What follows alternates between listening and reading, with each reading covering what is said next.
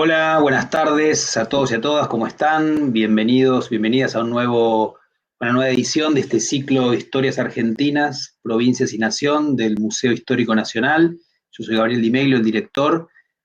Para quienes no han estado nunca en el ciclo, que lo ven después, les cuento que la lógica de este ciclo es tomar distintos temas generales, temas entre comillas nacionales. En cada charla tomamos tres espacios distintos, tres provincias diferentes o tres regiones, tres especialistas abordan, hablando media hora cada uno, la temática en un lugar específico, y después al final hay espacio para comentarios y para preguntas que pueden hacer vía el chat que tienen disponible en nuestro Facebook. En el día de hoy tenemos un muy destacado panel y un tema muy interesante que tiene que ver con la metropolización de las ciudades, ¿no?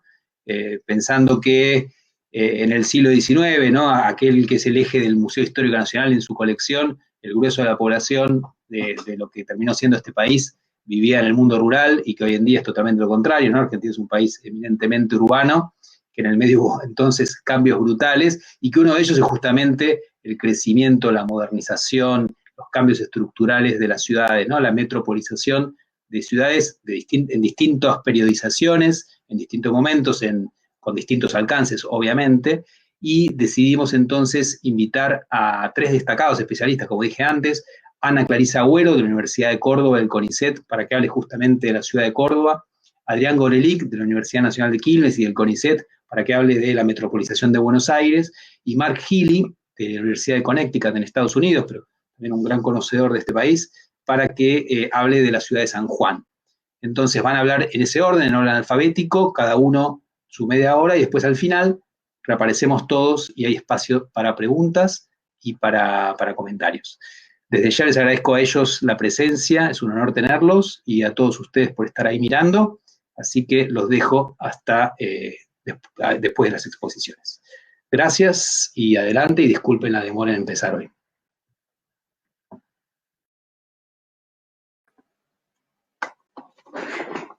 Bueno, buenas tardes, y en primer término, muchas gracias por la invitación al museo. Lamento mucho haberme perdido la muestra de Cándido, las cosas no salieron como esperábamos. Lo primero que voy a decir es que yo voy a tomarme cierta licencia que un poco había adelantado, en función de que, bueno, hablar estrictamente en los términos más técnicos de la metropolización de Córdoba me llevaría bastante más adelante del momento que más he trabajado, así que voy a hacer en realidad como la transición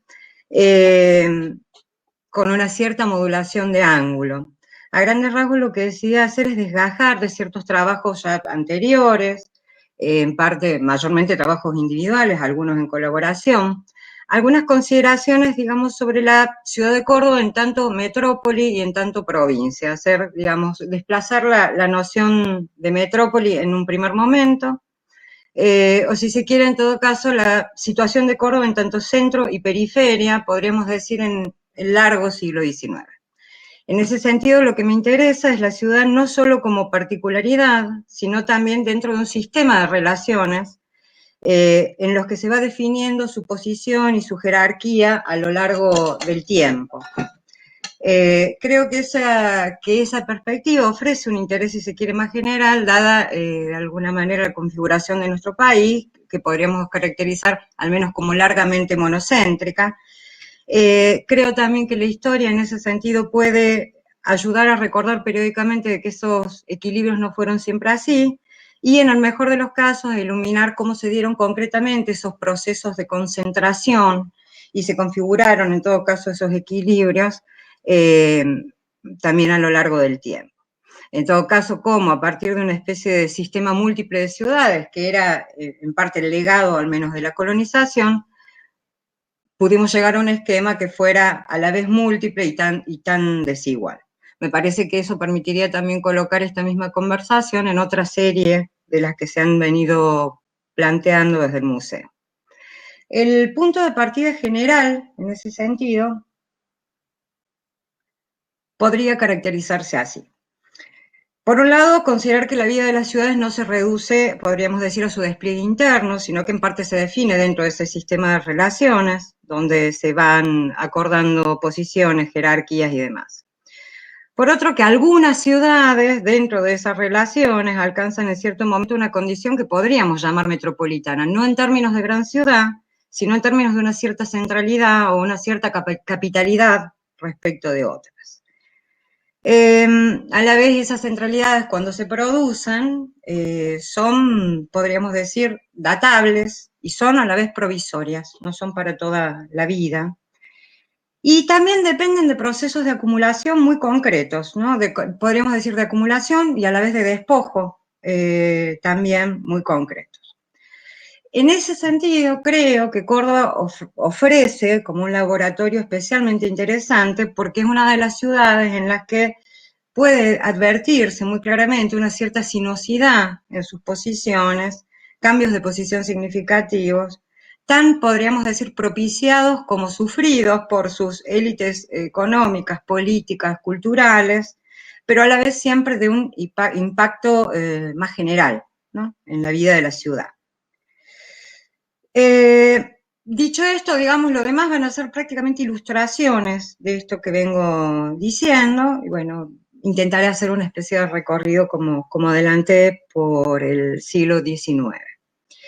En primer término, pensar que la Córdoba que entra, que encuentra el siglo XIX, parece inseparable de una serie de atributos urbanos que fueron reunidos en era colonial. Eso me parece que es un punto sustantivo.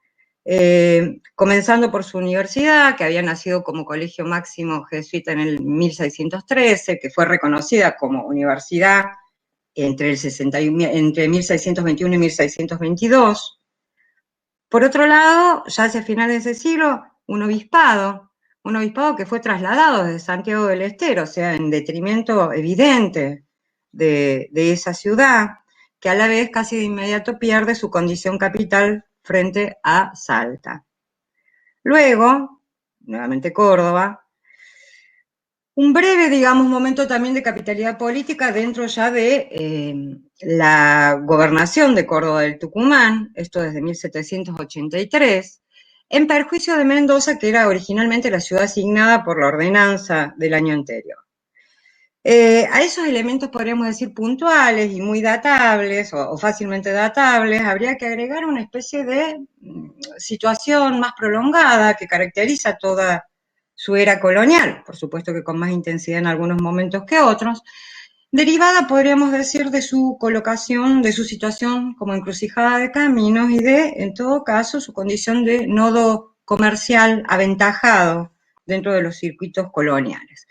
Con esto un poco lo que intento subrayar son ciertos datos que habilitan el influjo de la ciudad, más allá de sus dimensiones, en áreas mucho más vastas, y especialmente ciertas piezas institucionales que tuvieron muchas implicancias, ¿no? La universidad, sin lugar a dudas, ¿no?, la más austral del Virreinato del Perú, luego la única par de charcas dentro del Virreinato del Río de la Plata, la única de las Provincias Unidas, una vez digamos, separado, desprendido por la Guerra Revolucionaria del Alto Perú,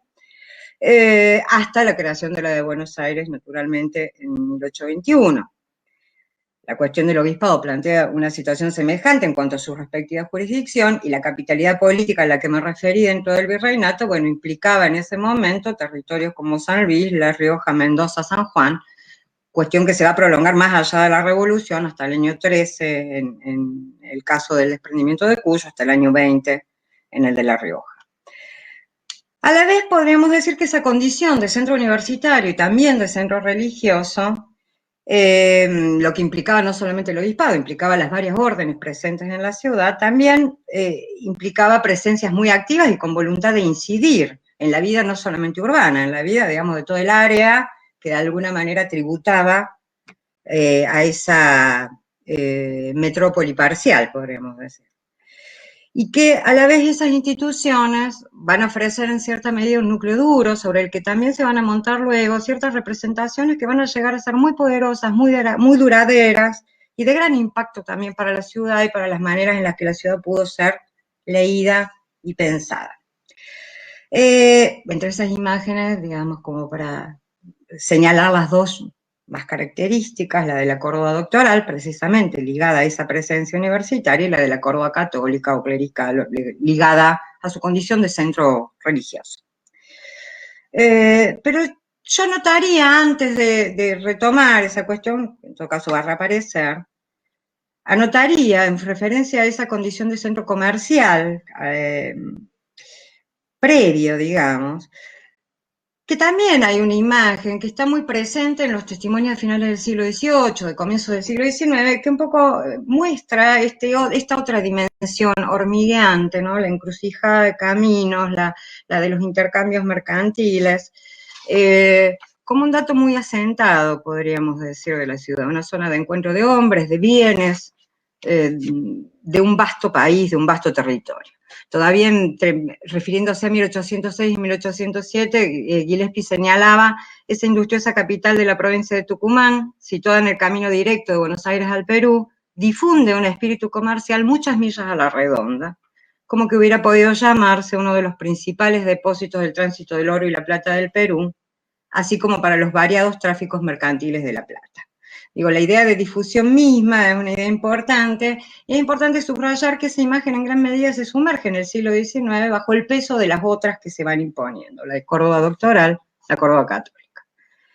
Me parece que tener en mente esa vieja centralidad comercial, administrativa, religiosa, intelectual, es relevante para entender no solamente el papel de Córdoba como podríamos decir retaguardia de Sobremonte, que había sido su primer gobernador intendente, cuando las invasiones, o para entender por qué allí buscó atrincherarse la contrarrevolución, sino también un momento como el marcado por Juan Bautista Bustos desde 1820, fundamentalmente por lo que tuvo de fugaz intento hegemónico, un punto que ha sido subrayado como tal por Tulio Alperindongui, su persistente voluntad de ejercer el patronato eclesiástico, la prolongación de esto, digamos, en el ámbito de la universidad, pero también su especial atención a ese ámbito universitario, ¿no? Una especial dedicación que es bien contrastante con las imágenes tradicionales del caudillo, pero que también va a contrastar claramente con la acción, con las acciones ulteriores, podríamos decir, del gobierno de Quebracho López respecto de la universidad. Merced a aquella vocación política de Bustos, la ciudad volvería también a tener una imprenta, otra situación. La imprenta, la primera jesuítica, había sido llevada a Buenos Aires tras la expulsión de los jesuitas, ¿no? Nuevamente un movimiento de dar a una en detrimento de otra. Y de esa segunda imprenta, digamos, acuciada por todas las circunstancias de la política, sin embargo, saldrían publicaciones de muchos tipos, ¿no? No solamente me refiero a todas las publicaciones oficiales y a las publicaciones, a las impresiones comerciales, me refiero también a publicaciones de distinta orientación dentro de esa alianza que, en la que Bustos intentó asentar su poder. También esa larga acumulación de atributos urbanos es la que hace de que Córdoba tenga en el Facundo de Sarmiento el protagonismo que no pueden tener otras ciudades. Allí Sarmiento anotaba, en Córdoba empezó Liniers a levantar ejércitos para que fuesen a Buenos Aires a ajusticiar la revolución. A Córdoba mandó la Junta, uno de los suyos y sus tropas, a decapitar a España. Digamos que en esa contraposición muy conocida entre una ciudad que sería la de Córdoba, encerrada, retardataria y demás, y otra ciudad, Buenos Aires, abierta al mar, todo novedad, todo movimiento, dice Sarmiento. Digamos, más allá de esas imágenes más conocidas, uno podría pensar en el revés de esas imágenes, que tiene que ver con que aún las imágenes más negativas y fuertes solo podrían haber tenido lugar tras esa larga acumulación, y que de alguna manera Sarmiento todavía está pensando en ese momento en un país que puede, digamos, que podría seguir un esquema policéntrico. En todo caso, reclama esas ciudades, el no haber jugado, no estar jugando, el tener que jugar un papel en la lucha antirracista, y en todo caso apresurar su definitiva constitución. Me parece que dentro de esa denodada disputa, no fuera de ella, también en el Facundo Bustos es presentado como una pieza temprana de la saga caudillista, bárbara y también fanática, un poco a despecho de que aquel gobernador, curiosamente, había jurado por el honor, no por Dios. Como sea, digamos, el Facundo va a reunir imágenes que son de distinta proveniencia, podemos decir la impugnación al caudillismo por un lado, la impugnación a la herencia española por otro, y eso en cierta medida queda articulado respecto de Córdoba por la figura de Bustos. Y va a reunir, digamos, esas imágenes de manera muy efectiva, matricial, señalando entonces en Córdoba una ciudad que estaría viviendo otra época, como se sabe, ¿no? Que es la colonia, pero la colonia no es la modernidad, es el medioevo, un poco en conjunción con una imaginación muy romántica. Una ciudad que vive otra época, una universidad que no ilumina, una religión que oprime, imágenes fuertes que de alguna manera van a estar llamadas a tener una larga trascendencia y que en parte están entre los desafíos que se nos plantean continuamente por su propia fuerza, entre los desafíos que se nos plantean también a los historiadores. En todo caso, se trataba de imágenes que, valoradas negativamente, iban al corazón de los atributos urbanos en los que Córdoba precisamente había intentado asentar algún tipo de centralidad. En ese sentido, 1852 me parece que también ofrece un momento muy interesante,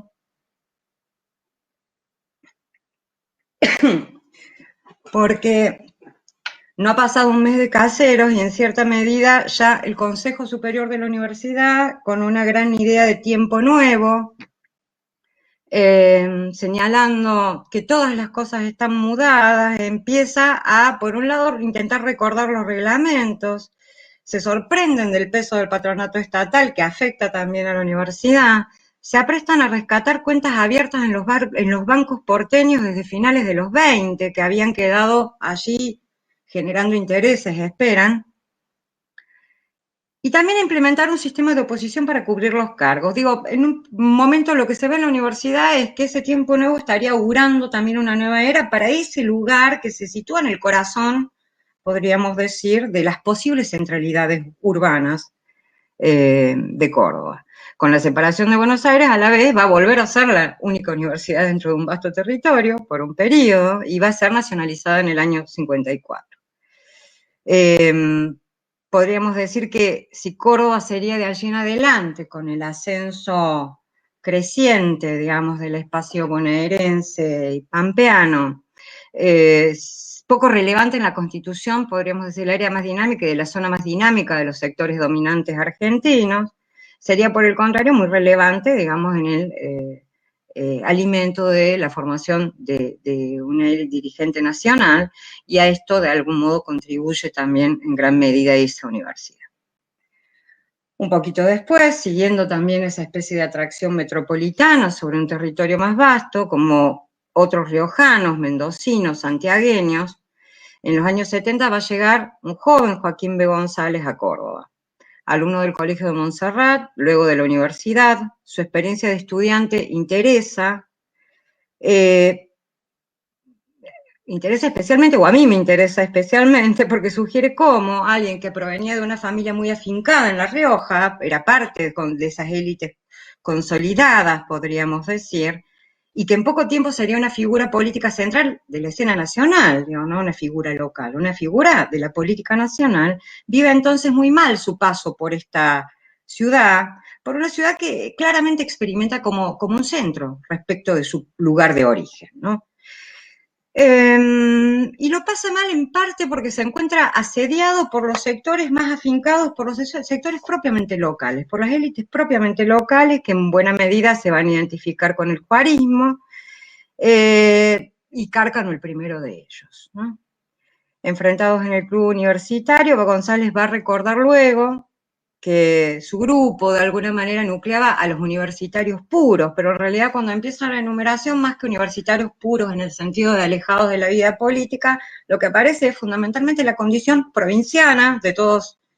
ellos, ¿no? La proveniencia de otras provincias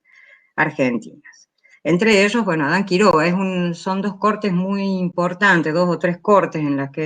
por las que pasan Cornelio Moyano Gacitúa, Ramón J. Cárcano, Figueroa Alcorta, Joaquín B. González, Adán Quiroga, Ángel Ábalos, bueno, son José del Viso, y demás. Pero en todo caso, las tensiones son bastante evidentes y ese malestar se remata en el curso que sigue su tesis, muy poquito después de que se reinstauren en Córdoba las tesis como mecanismo de acceso al doctorado, porque si son muy famosas las de Cárcano y de José del Viso, que resultaron, que pretendieron ser censuradas, que finalmente lograron ser presentadas y rendidas gracias a la intervención no solo de Juárez Celman, que era su padrino, sino también del ministro Wilde. La situación de Joaquín B. González al año siguiente de la de Cárcano es que su estudio sobre la revolución, tal la tesis doctoral, va a ser censurada en 3 capítulos relativos a moral y religión, sin que ninguna cosa impida esa censura y obligándolo en cierta medida a canalizar por otro lado esos capítulos. Un signo de ese malestar creo que lo constituye el propio hecho de que Joaquín B. González, habiéndose recibido con la tesis censurada en el 86, recién vuelve a buscar su título en el año 90, ¿no? Año, como se sabe, de la caída de Miguel Juárez Celman, que complica a su círculo más próximo, y ya siendo el mismo, Joaquín B. González, una figura afincada, podríamos decir, del roquismo. Cárcano, su lejano adversario, por supuesto que luego se recomponen las relaciones, pero la era cordobesa no es una era sencilla en su relación. Directo de Juárez, hasta ahí sonado, hasta el 90 sonado candidato a la sucesión presidencial, va a emprender en ese momento su viaje europeo. Desde entonces, en un momento en el que de algún modo se teje una venganza contra el juarismo en la figura de la universidad, entonces en el Congreso se discute, sin demasiado éxito, pero se discute la posibilidad de suprimir 2 de las 3 facultades cordobesas. Digamos, bueno, desde Europa, Cárcano redacta un poco al calor de sus investigaciones sobre el sistema educativo alemán y de esas noticias de Córdoba, lo que sería un pequeño libro que se llama Universidad de Córdoba, algunas palabras para su reorganización, publicado en el año 92. En ese libro, ya muy concretamente, y sufriendo esta especie de tácito exilio, anota, la situación de París respecto de Francia no es la misma de Buenos Aires respecto de Córdoba y las demás provincias, ¿no? Como un dato ya consolidado, que creo dialoga con algunas cuestiones que ya voy a mencionar. Pero junto a eso son 2 citas que yo ya he usado juntas porque me parece que tienen sentido como par. También años después, en todo caso, ya en 1910, González, también ya reconciliado con su etapa cordobesa, va a presentar una compilación de textos de Ángel Ávaros, que ha sido antiguo compañero, en el que señala: este libro nos traslada a la reflexión a un tiempo en que Córdoba era una región densa del nublado cielo nacional, donde se incubaban tempestades, se oían truenos y se presenciaba con alguna frecuencia el luminar magnífico de los relámpagos. ¿Qué ha sucedido? O mejor dicho, ¿qué sucede ahora? Que ya no se contemplan semejantes espectáculos. Alguien se ha robado el tesoro con los penates caseros y la tribu errante anda por ahí desazonada, sin rumbo, sin luz en el horizonte, sin voces en la sombra. Aquello que ha pasado, que Cárcano registraba ya como un dato consolidado y que González de alguna manera señala retrospectivamente, pero también como parte de una especie de enigma oscuro, parece ser una evidente pérdida de centralidad de Córdoba en particular. Sus élites políticas, que habían prestado las estancias desde las que se preparó la federalización de Buenos Aires, creyendo que harían de Buenos Aires su ciudad y que probablemente conducirían el barco, y esa es la era en la que están estudiando González y Ávalos en Córdoba. Esas élites locales, decía, vencedores o vencidas en el 90, han sufrido desde entonces una amarga desilusión. Porque lo que aparece con el 90 es en cierta medida la súbita conciencia de una pérdida de relevancia, que es política, pero que también es urbana. Y esa pérdida ha sido alimentada por el crecimiento exponencial de su propia creación y por el ya aparentemente irreversible declive de su propia ciudad, adelantado por el declive de su universidad.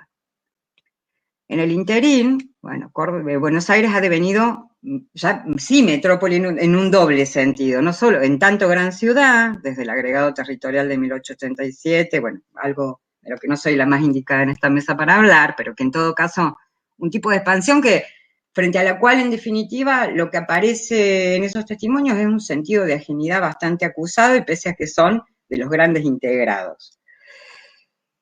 Pero también como capital total, ¿no? Una capital política, económica sin duda, pero también como la gran, la única, exclusiva capital cultural. En ese sentido, las sedes, podríamos decir, de producción, de renovación, de consagración,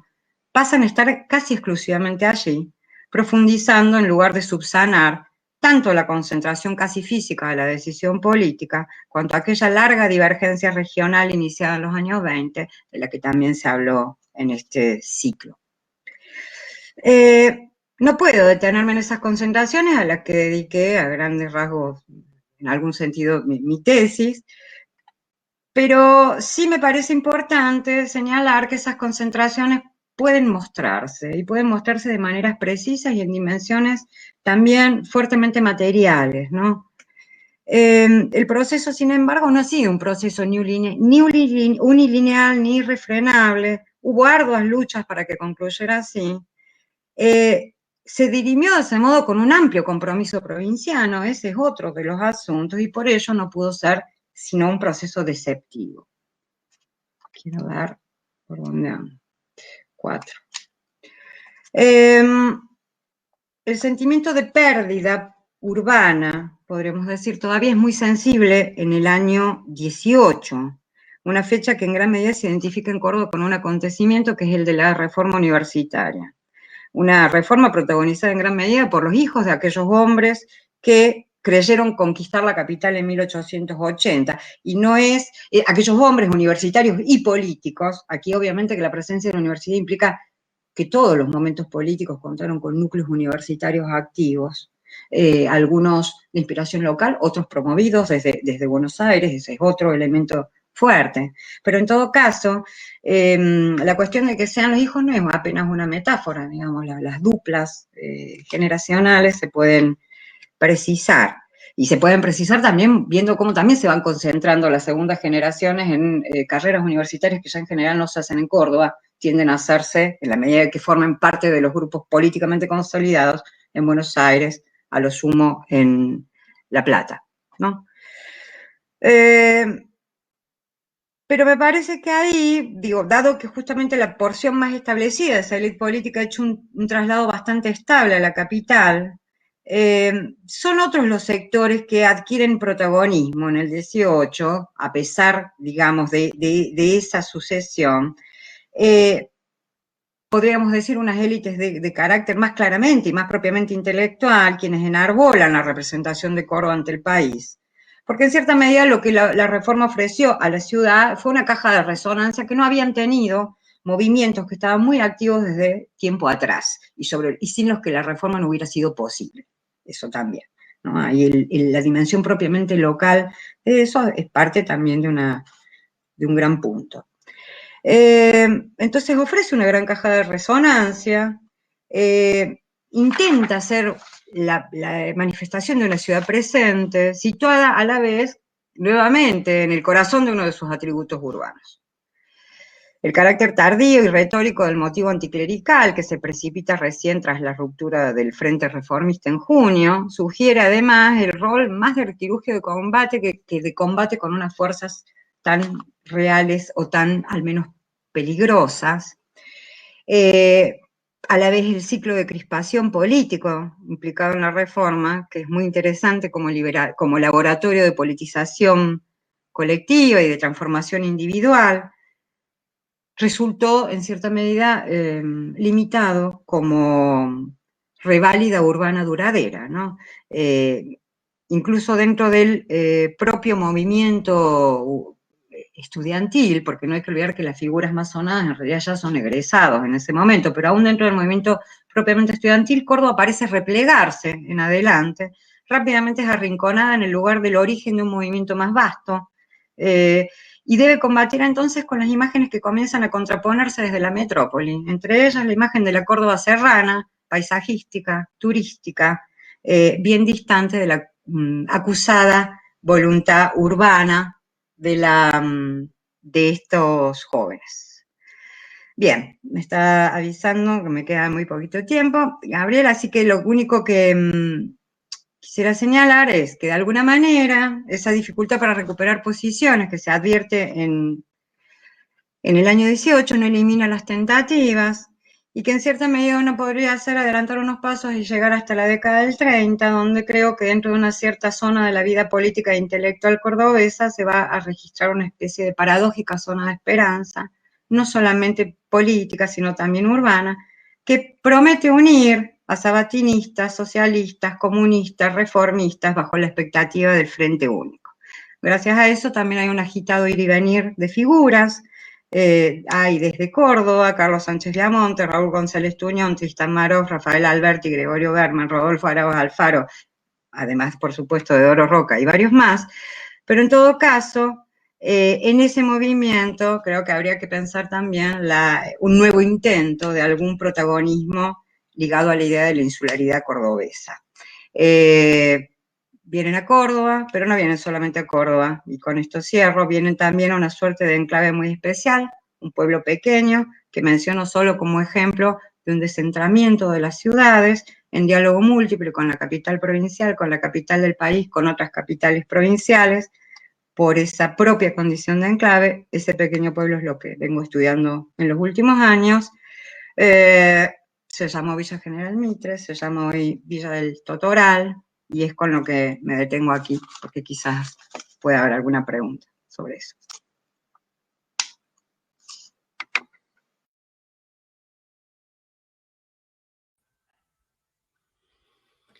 Bueno, muchas gracias, Gabriel, Flor, es un gusto estar en este ciclo, formar parte de este ciclo del museo.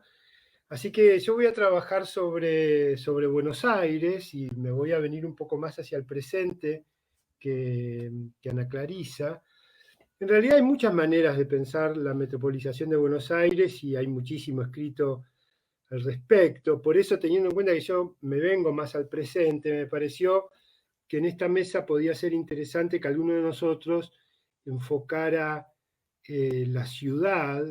que se ha vuelto un gran tema en el último tiempo, especialmente por el modo en que el COVID nos ha obligado a pensarlo, ¿no? Y muchas veces así funciona la historia, en realidad, renovando las preguntas que le hacemos al pasado desde los problemas del presente. Y en efecto, la pandemia, como todos ustedes saben, ha puesto en foco a las ciudades, nos ha hecho ver como peligroso lo que sin duda es una de las principales virtudes urbanas, la vida colectiva, el espacio público.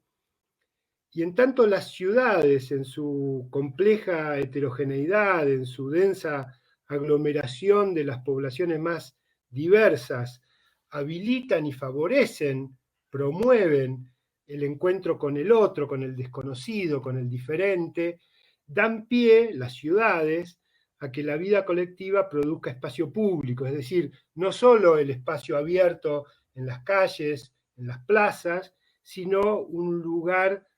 intenso de producción de lo político. La pandemia, el efecto que ha tenido la pandemia en términos muy generales, ha sido cancelar el espacio público, desnudando la ciudad, dejando de la vida urbana solo sus rasgos materiales, sus ventajas o desventajas económicas, sus altísimos costos ambientales y sociales, pero sin el corazón de la sociabilidad que le da sentido. Más aún, mostrando ese corazón como la amenaza de la que hay que protegerse, recluyéndose en lo privado, no solo la vivienda, sino también el automóvil, el transporte público, la gran invención colectiva que estructuró la metrópolis y la democratizó, hoy también encabeza el listado de las actividades peligrosas. Entonces, si tuviera que centrarme en algunos de los principales aspectos que el COVID problematiza y que desde ellos me permiten, a su vez, darle a ustedes un panorama de la historia y el presente de Buenos Aires, yo mencionaría dos. Mencionaría el problema del tamaño de la metrópolis, que tiene que ver con las condiciones de habitabilidad y con el transporte, y el problema de la coordinación interjurisdiccional, el AMBA, que se ha puesto tan presente en la opinión pública, es decir, las condiciones de la gestión. Así, entonces voy a organizar mi presentación. En primer lugar, entonces, el tamaño. ¿Por qué Buenos Aires creció hasta los 13 millones de habitantes, concentrando el 30% de la población nacional, el 50% del producto económico del país, con el 45% de la población bajo la línea de la pobreza, y es el área metropolitana del país que tiene el mayor índice de pobreza? Esta cuestión del tamaño, ante todo, nos obliga a una pequeña digresión sobre la palabra metrópolis. Algunas de las cosas que Ana Clarisa introdujo van en la misma dirección. El significado original de la palabra metrópolis en la antigua Grecia era el de la ciudad a partir de la cual iba a crearse una colonia, como una suerte de ciudad madre, de centro imperial. Por eso, en tiempos coloniales, nos referíamos a España como la metrópoli. Muy poco después, comenzaron a nombrarse como metrópolis a las ciudades importantes, ya en Roma, a nivel internacional o regional, y actualmente se conoce como metropolización, que es el título de esta mesa, a la concentración de poder político, poder económico, poder cultural. Bien, desde todos esos puntos de vista, Buenos Aires es una metrópoli que desde la reorientación de la economía de toda la región hacia el Atlántico, de la que de alguna manera Ana Clarisa daba cuenta, comenzó a dominar todo el territorio, convirtiéndose en foco de disputa. Todo el debate sobre la capitalización de Buenos Aires y el debate sobre la capital de la Argentina tiene que ver con Buenos Aires primero rechazando ser capital para no compartir las rentas del puerto, estoy hablando de las luchas intestinas del siglo XIX, y luego, digamos, siendo el interior el que toma de alguna manera a Buenos Aires, captura a Buenos Aires justamente para garantizar, y este es el gran pacto del 80, para garantizar la construcción de un Estado nacional. Entonces, desde esa reorientación de la economía, convirtiéndose en foco de disputa, y desde que fue designada capital en 1880, se convirtió oficialmente, y aquí hay una paradoja que de alguna manera daba cuenta Ana Clarisa, las élites provinciales pensaban que iban a realmente nacionalizar Buenos Aires, y en realidad Buenos Aires las federalizó y las urbanizó a ellas, convirtiéndose Buenos Aires en el núcleo concentrador de poder político, económico, cultural y también poblacional. En 1880 se convierte en capital federal, ya en 1895 alberga casi el 20% de la población del país, en 1914 el 25%, en 1947 el 30%, que es más o menos la cifra que va a seguir teniendo hasta ahora, y ese gran crecimiento a costa del país primero estuvo alimentado por la inmigración extranjera en las primeras décadas del siglo XX y luego por las migraciones internas de la década del 40 en adelante. Esa diferencia de tamaño es lo que en el pensamiento urbano, la sociología urbana, se llama la ciudad primada. Una ciudad que no solo tiene un tamaño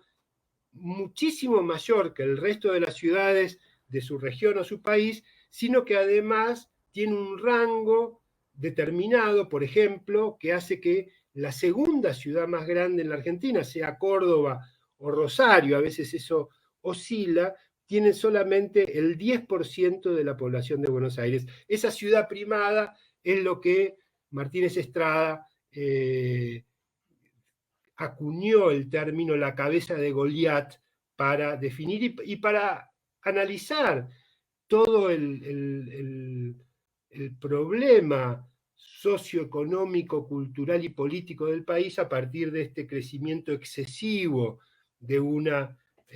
metrópolis. Y en realidad Martínez Estrada escribiendo en los años 30 y 40, es solo una estación de una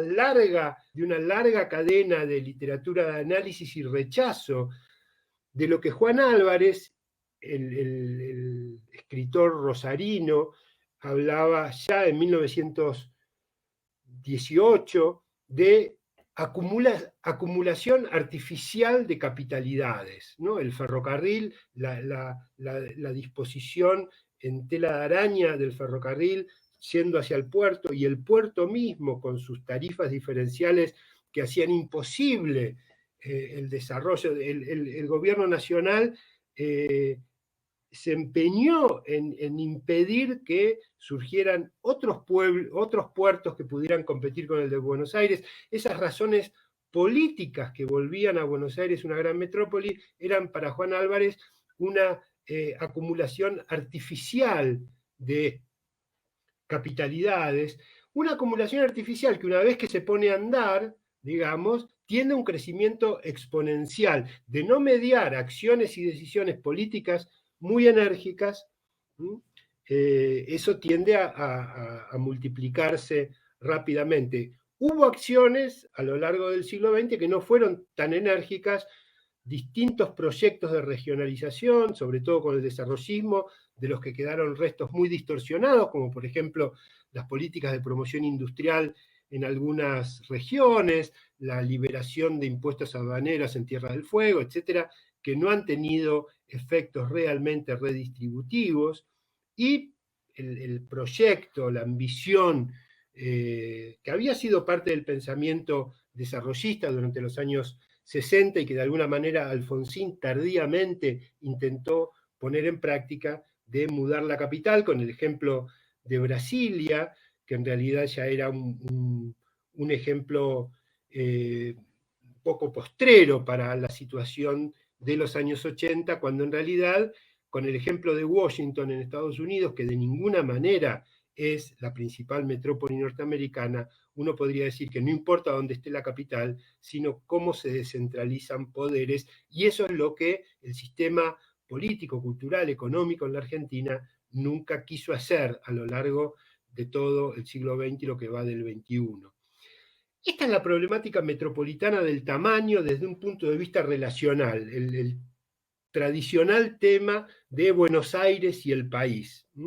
Pero hay otro modo de definir a la metrópoli que nos permite pensar internamente en el desarrollo de Buenos Aires. Según la definió un sociólogo alemán en el 1900, Georg Simmel, las metrópolis es una ciudad que se ha mercantilizado completamente. ¿Qué quiere decir esto? La metrópolis es la forma máxima del universo de la mercancía, el lugar en donde todas las relaciones sociales han sido objetivadas y racionalizadas por la generalización de la economía monetaria. El mejor ejemplo, el más claro para entender, es la transformación del hogar, el lugar de habitación donde se vive por generaciones y se entierra a los antepasados, ¿no? El genius loci para los antiguos era justamente el alma del lugar, que era el hogar donde estaban enterrados los antepasados, convertido en vivienda, por lo tanto en una mercancía que se alquila, se compra, se vende, se produce anónimamente para el mercado, y así es como funciona en realidad el mercado inmobiliario en nuestras ciudades modernas, como una nueva industria, como una industria ciudad en condiciones de competir con las otras industrias a las que la ciudad también sirve, de producción, de servicios. El mercado inmobiliario se convierte en un actor económico de peso y en una industria que compite con las otras.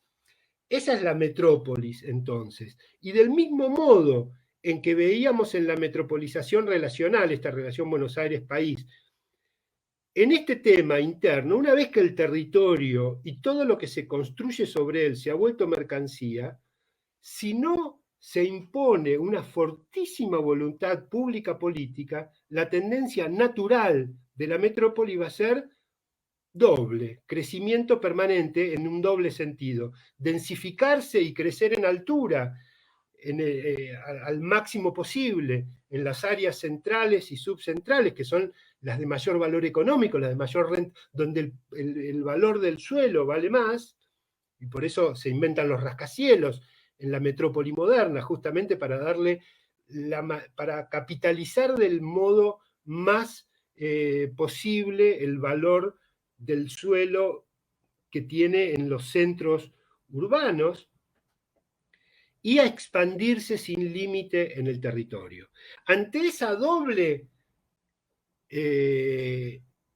tendencia natural de la economía de mercado en la metrópoli, ya muy temprano del siglo XIX comenzaron las políticas públicas de control, reglamentos de zonificación para localizar industrias, por ejemplo, en términos de la higiene, o también del tamaño y las condiciones de las viviendas. Y a fines del siglo XIX se organizó el urbanismo como disciplina. El propio liberalismo en su momento máximo de dominio ideológico reconoció muy temprano, antes del estado de bienestar, pero indudablemente dando pie al estado de bienestar, reconoció que para gestionar la ciudad como bien público y colectivo debía limitarse la libertad económica y compensarse de algún modo la dinámica del mercado. Las sociedades con tradiciones públicas más sólidas lograron implantar esas políticas urbanas de control de los modos más efectivos y duraderos, mientras que el resto de las sociedades vio con mayor o menor impotencia el dominio exclusivo en el desarrollo de la ciudad de la lógica del mercado. En el caso de Buenos Aires, si lo pensamos en el contexto de las grandes metrópolis latinoamericanas, podemos decir que contamos en su momento, sobre todo a fin del siglo XIX y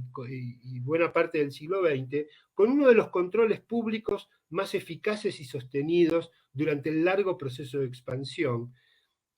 Se pensó durante mucho tiempo que la expansión había sido solo un producto del mercado por, digamos, el transporte privado, los tranvías que crecían y hacían expandir la ciudad, y el mercado inmobiliario privado, los loteos baratos en el suburbio que produjeron también la expansión, pero desde hace ya bastante tiempo hemos advertido que todos esos procesos tuvieron una guía bastante fuerte para la época del poder público, y eso se ve muy claramente en el plano cuadriculado de la ciudad, que de alguna manera buscó garantizar que Buenos Aires no tuviera reductos de exclusividad, que hubiera una distribución equitativa y homogénea de alguna manera de las ventajas de la trama pública. Y eso en el primer momento de expansión de la ciudad hacia los barrios, que va más o menos entre 1900 y 1920, se combinó, digamos, con un activismo muy fuerte de la sociedad civil, las sociedades vecinales, barriales, etcétera, que en la década del 20 llegaron a tener la máxima capacidad de desplazar la centralidad de la ciudad hacia la periferia de los barrios, y eso se ve muy bien con la centralidad cultural que va a tener Buenos Aires, tanto el tango como el fútbol, producto de los barrios, y que de alguna manera alimentó la dinámica cultural de los barrios populares en esta primera periferia. Luego va a haber una segunda periferia que ya desde el comienzo se estaba expandiendo hacia la región metropolitana. Ahí ya no es el tranvía, sino los tres brazos del ferrocarril, que ya desde fines del siglo XIX comienzan a delinear una expansión hacia el norte, el oeste y el sur, y que ya hacia 1930, digamos, tenían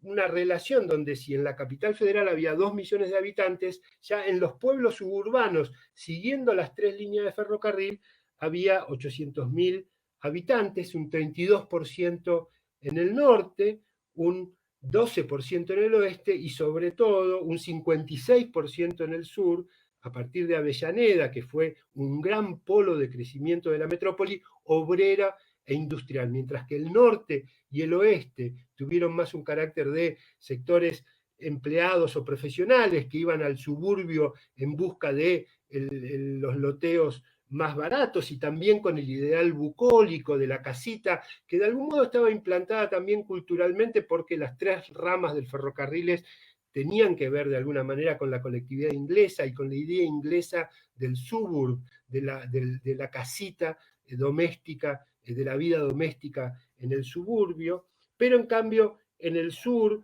mientras que el norte y el oeste se convierten en lo que se llama ciudad dormitorio, es decir, esos empleados, gracias al tren, podían viajar y vivir en el suburbio y trabajar en la capital. En el sur, en cambio, se instalan sectores obreros que tienen una relación directa entre residencia y trabajo. Y en esos subcentros que se fueron desparramando en el territorio por el ferrocarril, también se experimentaba un gran activismo de la sociedad civil y de alguna manera también se reprodujo el tipo de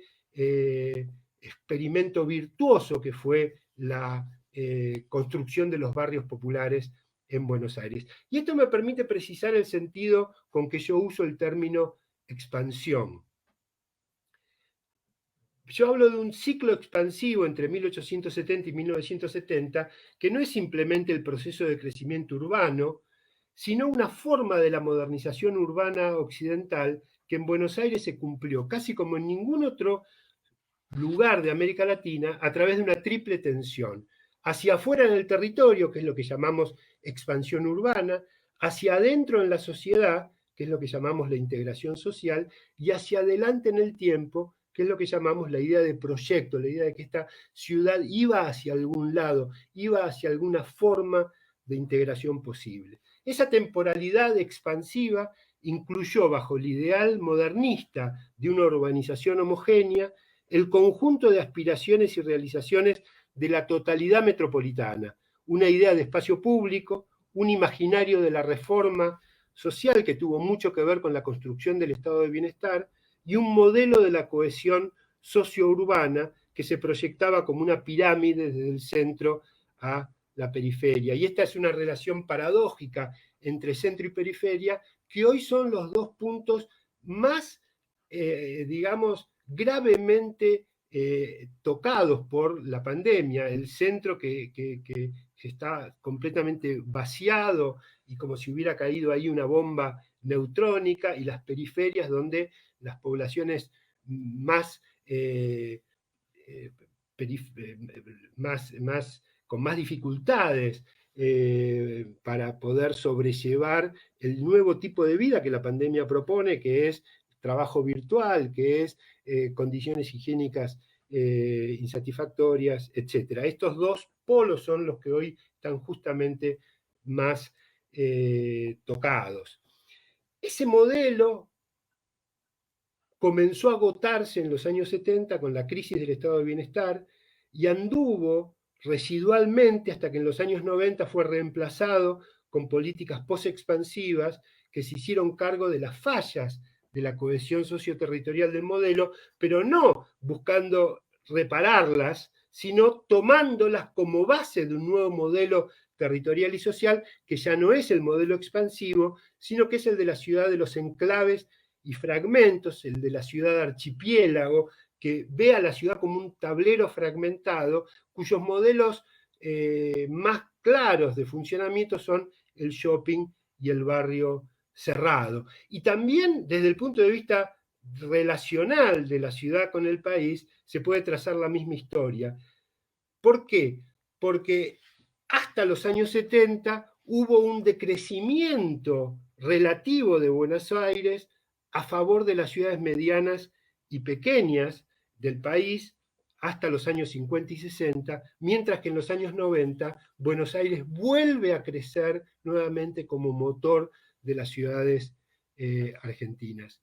Gabriel, avísame cuánto tiempo me queda, por favor.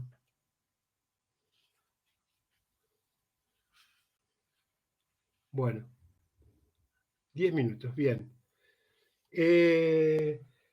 nos dice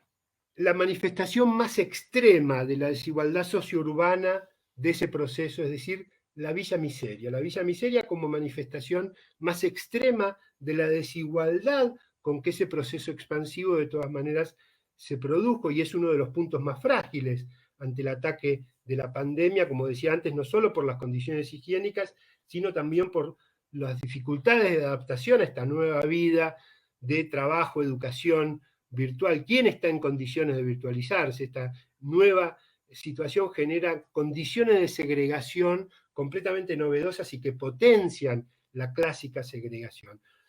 Pues bien, en este proceso expansivo, la población de las villas miserias pasó del 2% del total metropolitano en 1955, 2%, a un 10% hacia 1970. 10% es algo muy grave si uno piensa que el 10% de la población metropolitana equivale a toda la ciudad de Córdoba, pero si se compara con las otras grandes metrópolis latinoamericanas, se ve que todavía seguía siendo una cifra bastante pequeña, tanto México como Río, como Lima, como Caracas, las poblaciones marginales no bajan nunca de 30% y llegan hasta el 60 o el 70%.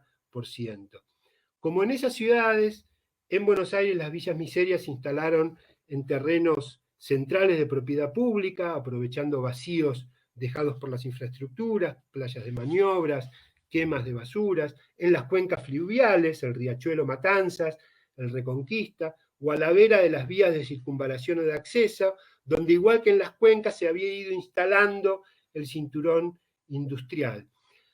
Pero pese a la fuerte presencia material y simbólica de sus precarias condiciones habitacionales y de sus trazados irregulares, la villa fue en la Buenos Aires de la expansión, es decir, hasta los años 60 y principios de los 70, un tipo de asentamiento excepcional en que los patrones de movilidad, aunque con mayores obstáculos, también funcionaban como en el resto de los barrios. Y así fue mientras la llegada de los migrantes más pobres siguió siendo absorbida por la dilatación de la periferia, siguió, digamos, pudiendo incorporarse a ese proceso expansivo. Y ahí es donde la aparición de la villa, justamente, comienza a señalar que la ampliación de la frontera llegaba a su fin, que la función de la periferia como reproducción del modelo expansivo se debilitaba, porque empezaban a ser mayores los costos que los beneficios de instalarse en el borde tan extremo de la urbanización, cuando hay que viajar 4 horas para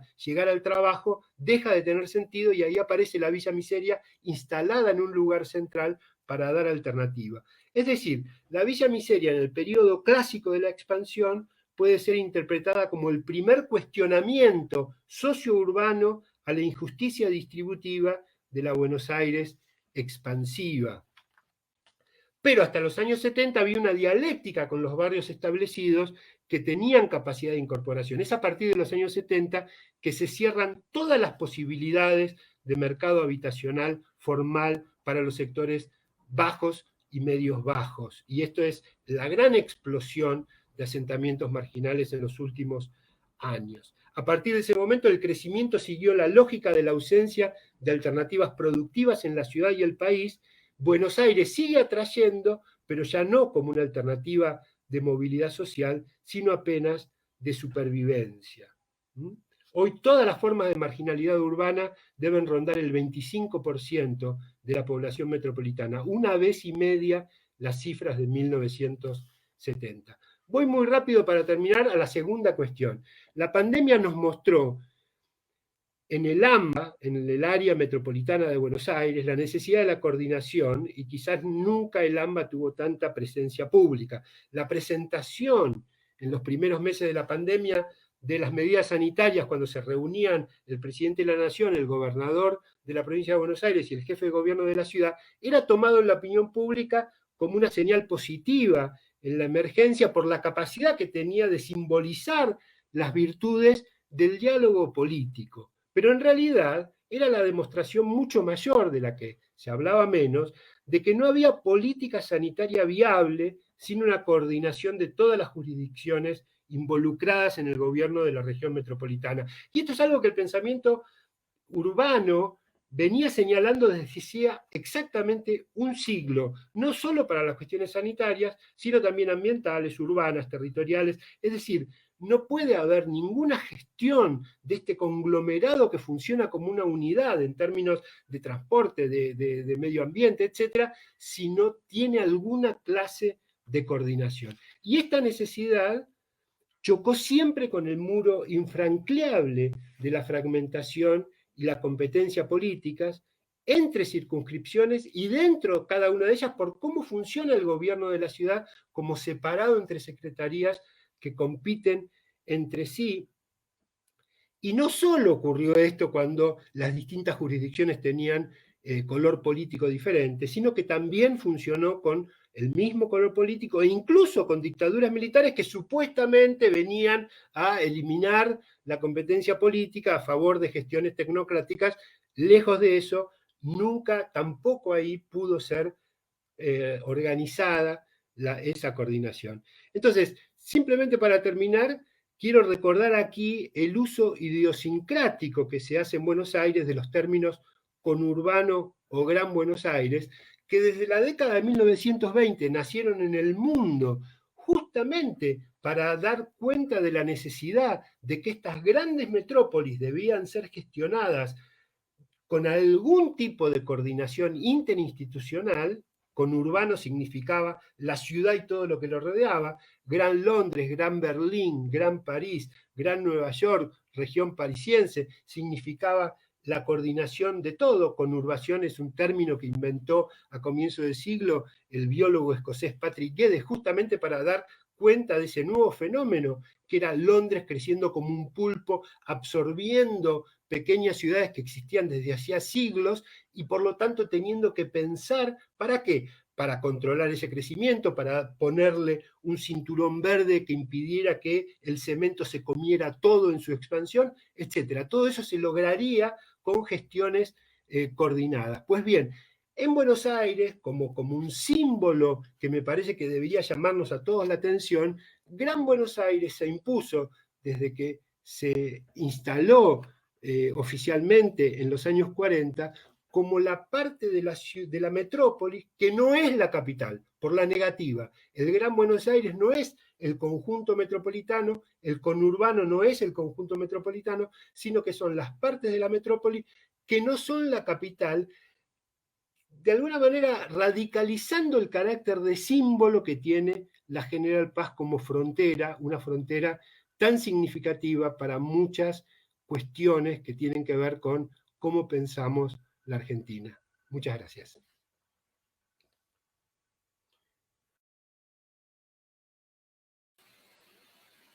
Hola, bueno, antes que nada un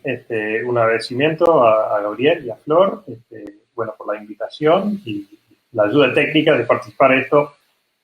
desde lejanas tierras de Connecticut. Yo voy a hablar de San Juan. Le di como título provisorio a esta pequeña intervención el río, la viña y su ciudad. Y voy a concentrarme, bueno, en esta cuestión de metropolización y pensar sobre todo en el siglo XX. Entonces, un poco coincidiendo con el tiempo y de varias maneras con el enfoque de Adrián, pero edificando sobre las cuestiones de relación entre provincia y nación y sobre todo la conformación de esa relación a finales del XIX, ya señalado por Ana Clarisa. Y de alguna manera, una de las cuestiones que quisiera enfatizar aquí es la importancia de entender, y veremos cómo se destaca de distintas formas, la ciudad de San Juan, el Gran San Juan, como ahora se dice, como conjunto, de manera muy paralela con lo que venía enfatizando Adrián hacia el final, aunque también de manera diversa, claro, pero también veremos formas en que esa unidad,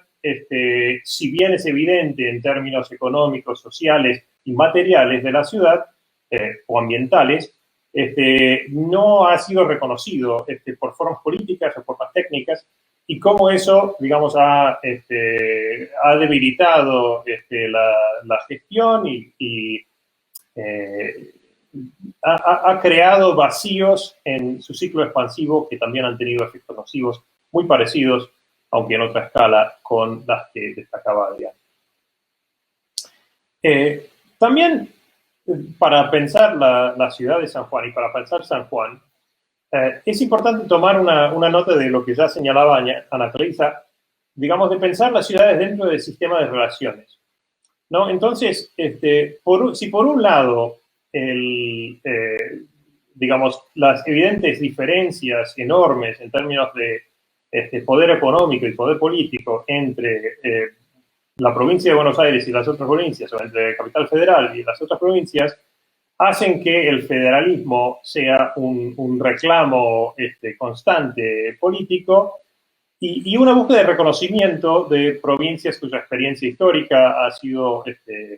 menos reconocida y cuyo peso político ha sido ignorado, cosa que no es cierto. Digamos, esta serie viene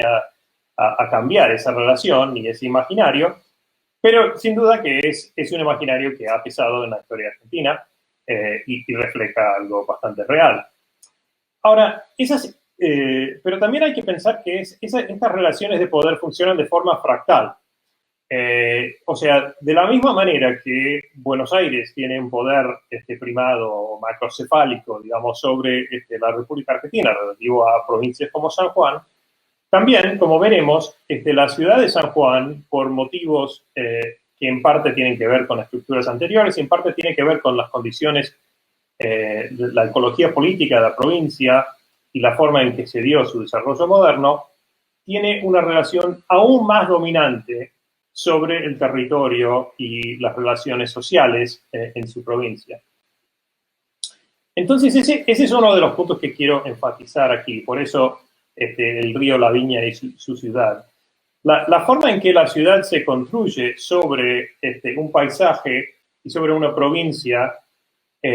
y la forma en que esa metropolización se da como un avance temprano, veremos, en relativo a otras provincias en Argentina, de la ciudad sobre el resto del territorio y de la ciudad como espacio concentrado de poder y de población. Y también, digamos, las precariedades y las contingencias ambientales, sociales y políticas, económicas también, sobre las cuales eso se basa. Entonces, va esto también un poco como homenaje. El domingo pasado, Martín Rodríguez escribía en el diario.ar una linda columna sobre, y algo triste y melancólica, sobre el ocaso del espacio público, y el ocaso, digamos, del espacio público como espacio de encuentro político en estos tiempos de pandemia y también tal vez en estos tiempos políticos. Y ponía como ejemplo un café de San Juan, el Café Freud, de la Plaza 25 de Mayo, de la Plaza 25 central de la ciudad, como un lugar de encuentro donde uno, hasta muy últimamente, podía ir los domingos por la mañana y encontrarse, digamos, de casualidad con el gobernador Quioja, o ahora con el gobernador Muñac. El café que tristemente ha cerrado en parte por COVID. Entonces venía pensando en eso como mi propia imagen de la ciudad, de los espacios de encuentro, de los espacios públicos creados por la ciudad y puestos en crisis por este momento, y cómo esto tal vez nos podría permitir repensar esas relaciones. Digo, tal vez un poco ilusamente. Bueno, voy a pensar esto en 4 tiempos.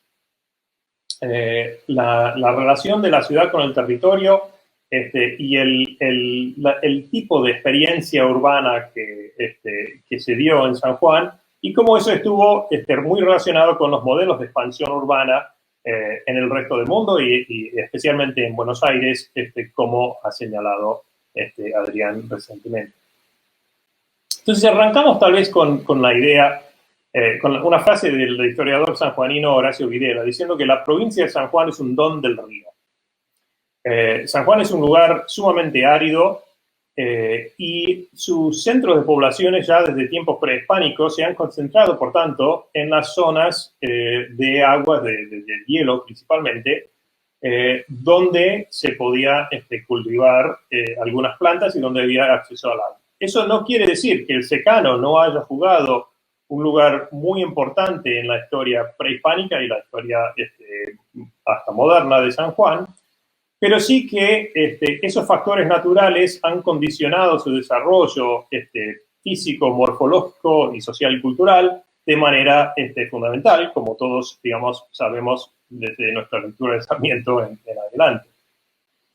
Entonces, los 4 momentos que quisiera señalar son los momentos de surgimiento, ruptura y transformación de la provincia y de la ciudad de San Juan modernas. Y el primero sería el auge vitivinícola.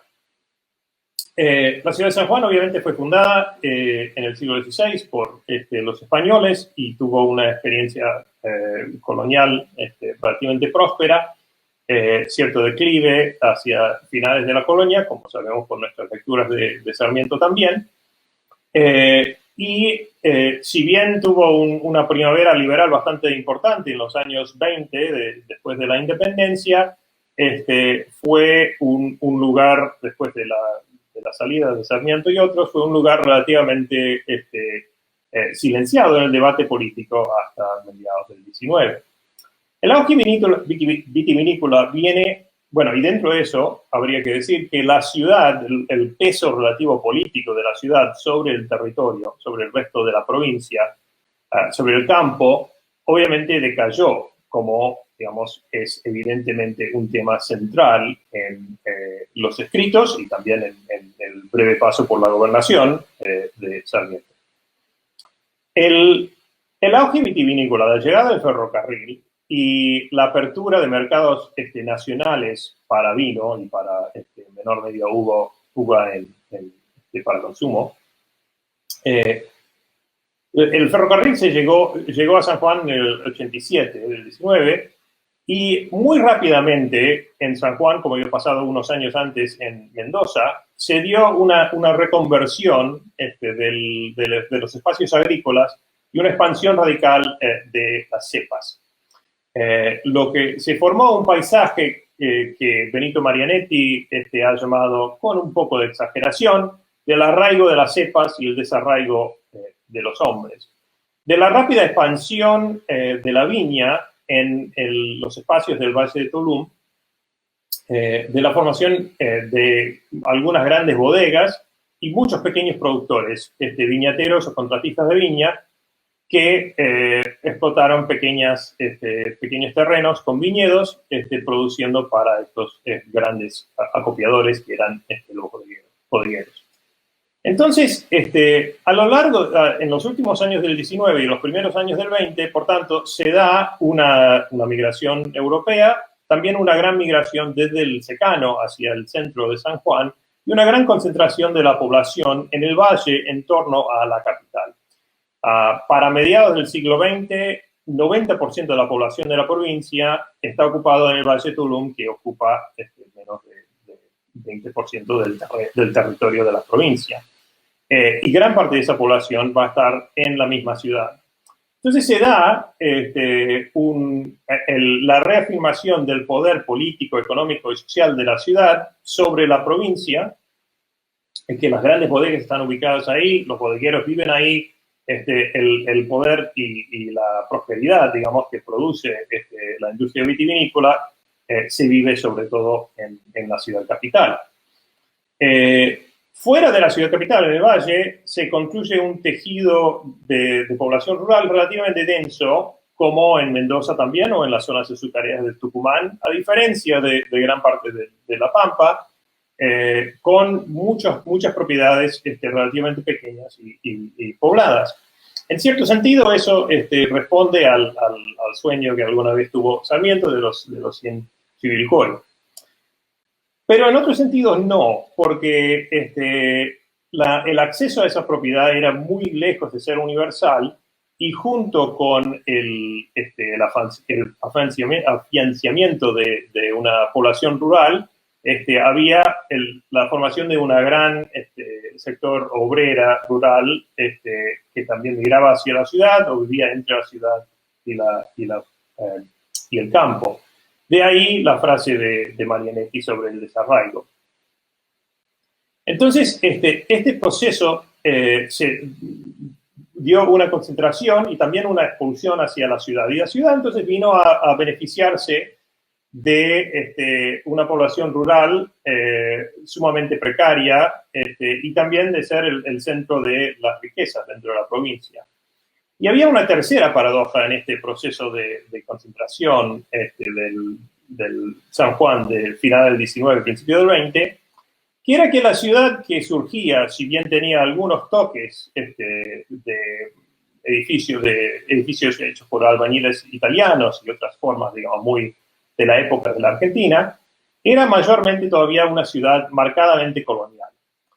con calles estrechas, con pocas plantas, pocos árboles, algunos patios internos, pero un espacio sumamente seco, una ciudad, como decía un observador de barro, crudo, opaca, deslucida, ocre, de sensación grave y melancólica, de estar un poco olvidado por el tiempo. Una ciudad que era, por un lado, una ciudad de estatuas en los pocos espacios públicos que se daba, pero también una ciudad de pobreza y de espacio obrero. Es en esta ciudad donde va a surgir uno de los primeros movimientos que podríamos llamar populistas, el cantonismo, en defensa de la periferia urbana, en gran medida, en defensa de pequeños productores, de muchos de esos obreros, en defensa del San Juan deslucido, contra el San Juan aristocrático de los palacios de adobe. Y un ciclo de 20 años de desafío y varias propuestas y mucha inestabilidad política de parte del cantonismo, que va a dejar una ciudad para el momento clave en la historia moderna de la provincia, que es 1944, una ciudad muy desigual, con algunos atisbos de modernización, con el ferrocarril y bodegas modernas y gran producción, y muchos símbolos de muchas viviendas, digamos, modernas hacia su periferia, pero que en su centro todavía estaba volcado muy hacia atrás en su forma física, y muy desconectada hasta físicamente del resto de la provincia, y sobre todo de las líneas afuera. O sea, muchos de los viajeros de la época describen como una radical ruptura entre pasar del paisaje seco más lejos del valle, el paisaje intensamente verde de las viñas, y el paisaje de nuevo opaco y deslucido de la ciudad. Es esta ciudad que en enero del 44 va a caer fulminada por un fuertísimo terremoto, el peor desastre natural en la historia moderna argentina, que va a destruir un 80% del stock de vivienda y dejar varios miles de muertos entre la provincia, y destruir esa ciudad y realmente poner en cuestión este modelo de desarrollo y la ciudad y la sociedad que había surgido. Entonces, es interesante en ese sentido pensar que la ciudad, en el momento antes del terremoto, tenía estas desigualdades radicales, tenía algunos esfuerzos de reforma anteriores, pero que habían fracasado o sido derrotados de parte del cantonismo. Tenía una enorme diferencia en ingresos y salud y otras cuestiones, indicadores de bienestar entre su centro y su periferia, los pequeños pueblos alrededor, que ya eran la primera conurbanización, si se quiere, de San Juan, ya en forma muy limitada en una ciudad de apenas 100.000 personas en el momento del terremoto. Era tan marcada la diferencia que la diferencia, por ejemplo, en la expectativa de edad entre el centro de la ciudad y Santa Lucía o Chimbas, a apenas 20 cuadras de distancia, era 20 años de diferencia. O sea, había una expresión espacial de estas diferencias sociales marcadas que habían surgido de las desigualdades del auge vitivinícola. El terremoto, como desastre, fue detonador de varios cambios.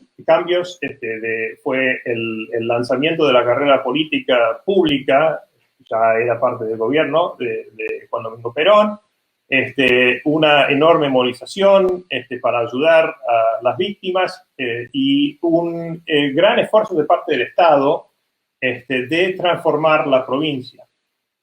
Lo que quisiera destacar, pensando esta cuestión larga de la metropolización,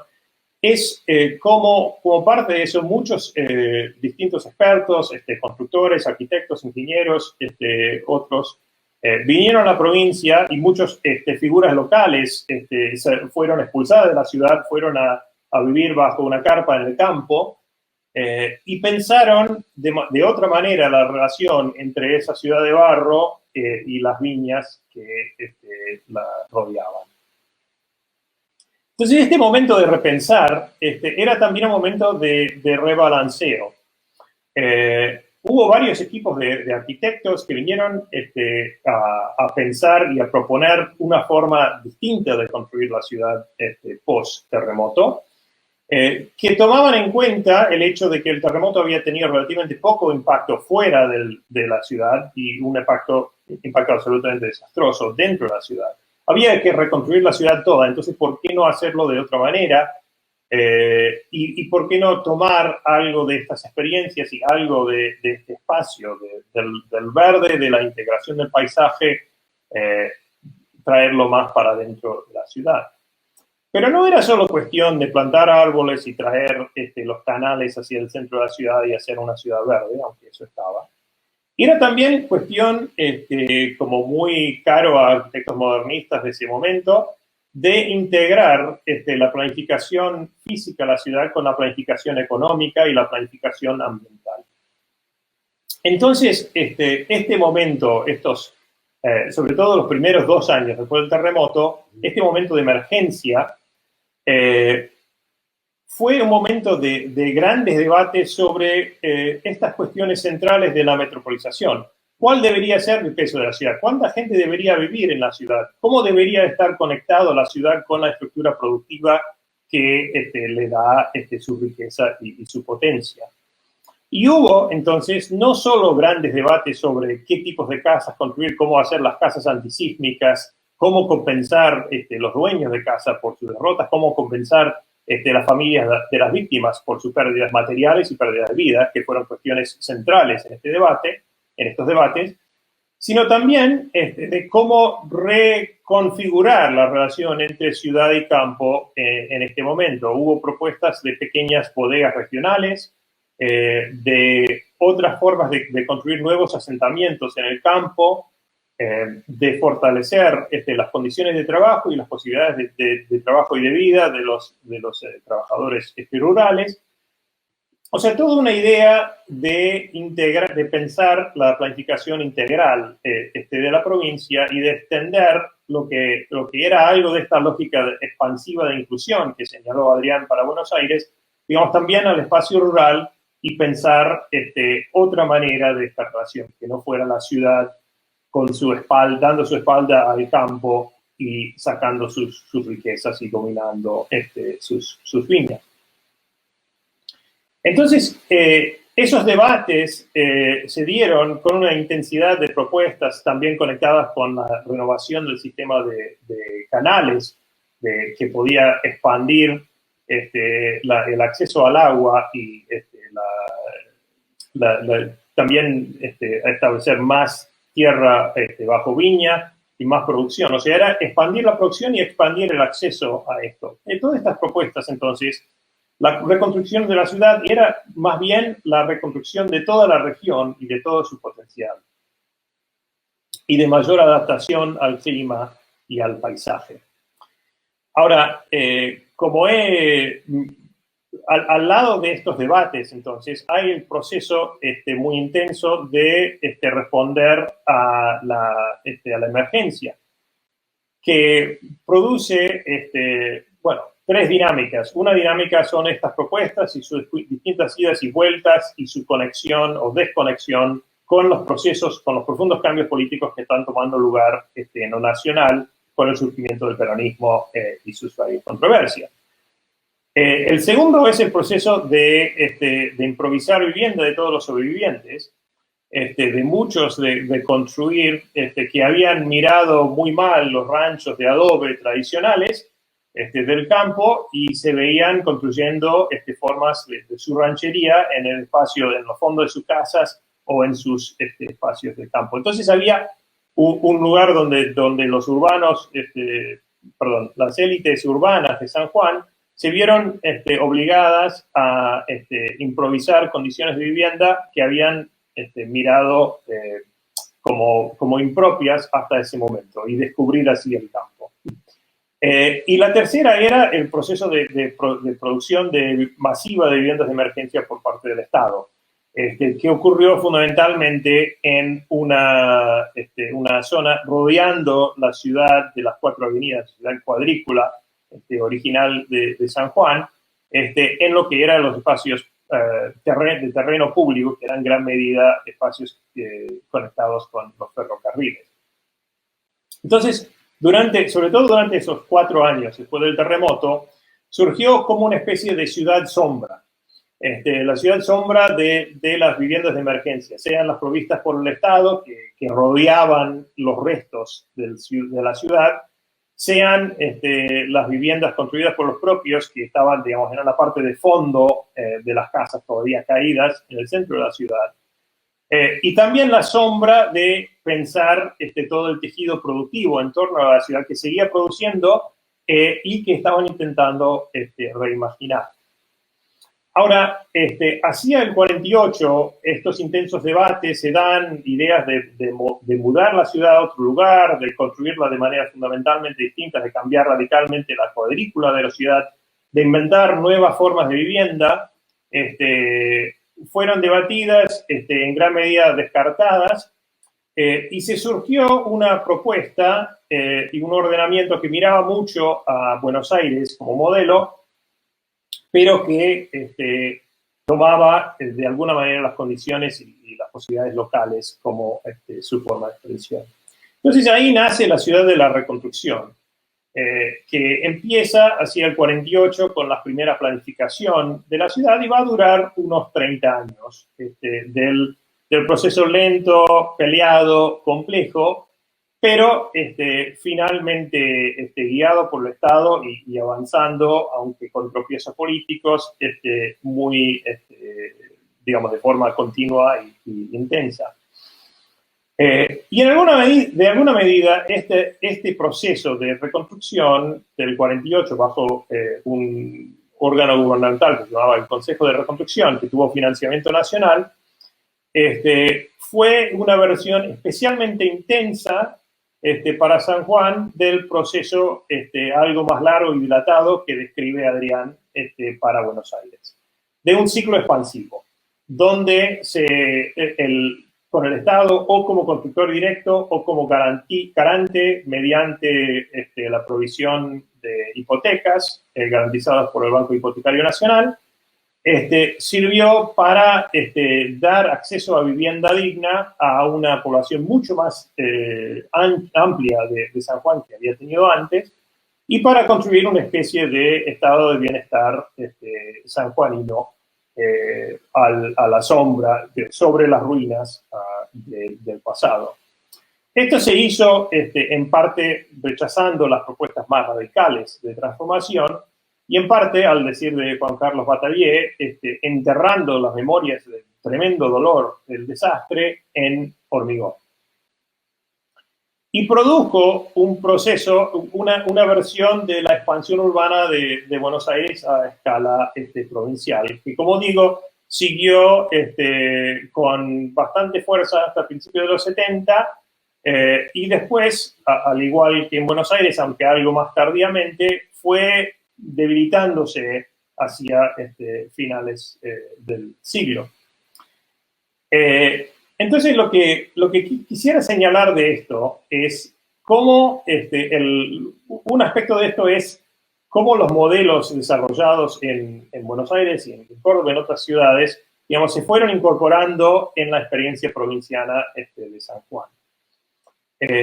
De manera, con particular intensidad, porque el Estado tuvo un rol en la construcción de estos espacios mucho mayor de lo que tuvo en otras provincias, tal vez comparable con Patagonia.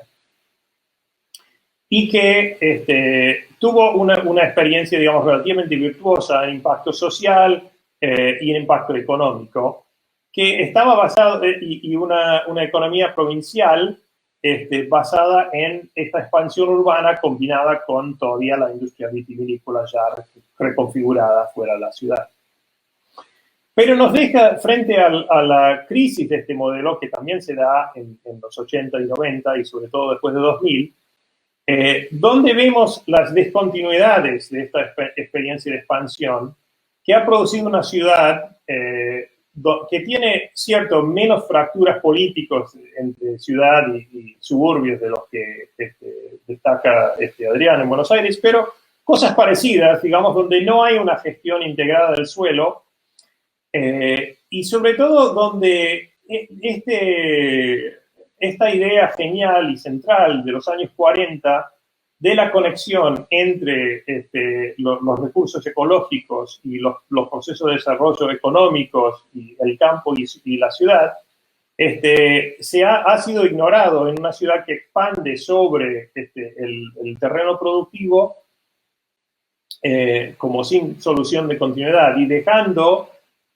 mucho espacio para especulación y muchos vacíos dentro de este tejido que vienen a ser los espacios de surgencia, donde emergen la ciudad de enclave, las villas, los vacíos dentro de este modelo de desarrollo urbano. Entonces, quiero terminar con la idea de que este momento podría servir también, bueno, los últimos años, después de 2001, la recuperación y un poco la recuperación del financiamiento de San Juan de la mano de la minería, permitió terminar un montón de proyectos dilatados y postergados de esta etapa anterior y como un último momento de expansión del modelo. Pero está llegando un momento donde habría que repensar, ¿viste?, las virtudes posiblemente metropolitanas de las grandes ciudades provincianas.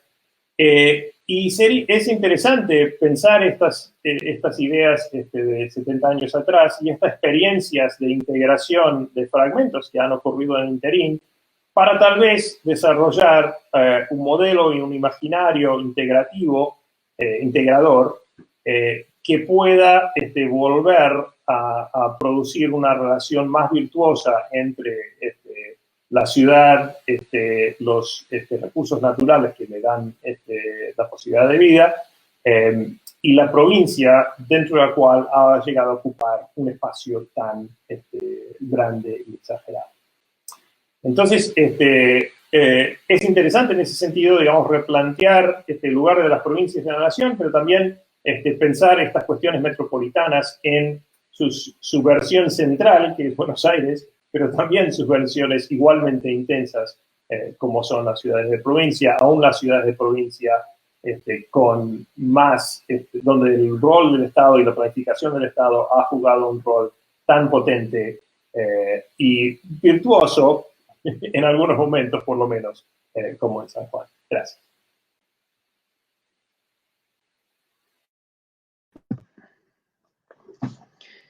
Bueno, muchísimas gracias a los tres, estuvo súper interesante. Creo que lo que tiene este tema más es que dentro de todos los temas que trabajamos siempre es el que más en general lleva a discusión en el presente, ¿no? Es decir, enseguida la charla sale a qué se puede hacer ahora, digamos, si hay posibilidades de cambiar las ciudades, digamos.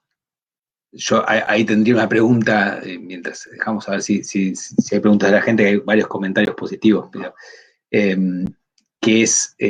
si efectivamente el Perón, la dejo para después, ¿no? El poder político tiene la chance, digamos, ¿cuánto puede cambiar procesos de ciudades tan consolidadas en estructuras ya de largo tiempo, ¿no? Uno siempre tiene como, vieron que a veces se diagraman mapas nuevos, recuerdo planes en los 80 de hacer de Buenos Aires el conurbano otra cosa, es decir, si esos son solo sueños más bien tecnocráticos o si tienen asidero posible, porque la pandemia volvió a poner todo eso en cuestión otra vez, ¿no? Es decir, esto que decía Adrián, por ejemplo, en el caso de la metrópoli de Buenos Aires, del Gran Buenos Aires y la necesidad de una integración mayor, etcétera. Pero igual quiero darle lugar a la gente en particular, ¿no? Acá empezamos en orden, ¿no? Teníamos un comentario para Ana Clarisa, que dice, más allá de que le felicita a la ponencia, dice, más allá de la bibliografía recomendada que se suele publicar, ¿habrá posibilidad de acceder a algún apunte de lo expuesto? bueno, nosotros podemos hacer de intermediarios, pero no sé si querés recomendar algún texto acá en vivo.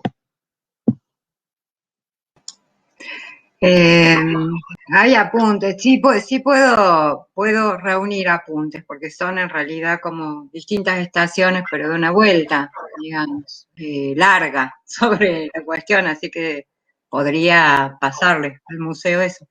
no sé si sirve. Sí, nosotros juntamos bibliografía para después del curso compartirla. Bueno, y una pregunta para Marc, que dice, ¿cómo impactó la minería extractiva en la configuración de los nuevos asentamientos laborales? Yo creo que hay impactos variados, digamos, porque por un lado, la minería extractiva dio recursos que permitió, digamos, una expansión del Estado y muchos proyectos oficiales, digamos, que tuvieron auspicio directo o indirecto, digamos, por Barrick y por fondos que venían de eso. Entonces había como un auge de prosperidad que ayudó en la construcción de muchos edificios oficiales y también, bueno, de alguna vivienda privada obviamente, y de algunos proyectos de vivienda estatal. Pero también creo que eso, sobre todo en los últimos 20 años en San Juan, ha fomentado como un resucitar de un cierto procedimiento que de un momento anterior, por ejemplo, en San Juan o sobre todo en el Gran Buenos Aires, de la expulsión de asentamientos dentro del tejido urbano, digamos, de erradicación de villas, digamos, en el término de los 50 o 60 de Buenos Aires, que se dio, que eso en términos y conceptos y prácticas que rara vez se usan en Buenos Aires ahora, pero que en San Juan hubo una política oficial de eso en 2004, 2005, de desplazar ciertas zonas que habían quedado no desarrolladas dentro del tejido urbano y sus habitantes hacia la periferia, con algún apoyo estatal en pos de otras formas de urbanización, digamos, más propias de este nuevo y más resplandeciente San Juan. Entonces, en ese sentido, diría que la minería, hay una relación entre, digamos, una extracción urbana a cierta escala menor dentro de San Juan y esta cuestión extractiva, digamos, que se está dando en los Andes. Y se ve algunos procesos parecidos también en menor medida en Hachal y en otras ciudades.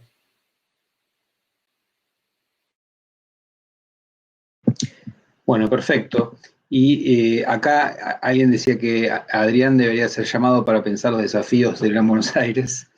Que lo comprende como pocos. Y yo, bueno, acá hay una pregunta para él que dice, para Adrián Olelic, ¿puede aplicarse el término metropolización más allá de Buenos Aires a otras ciudades argentinas de principios del siglo XX?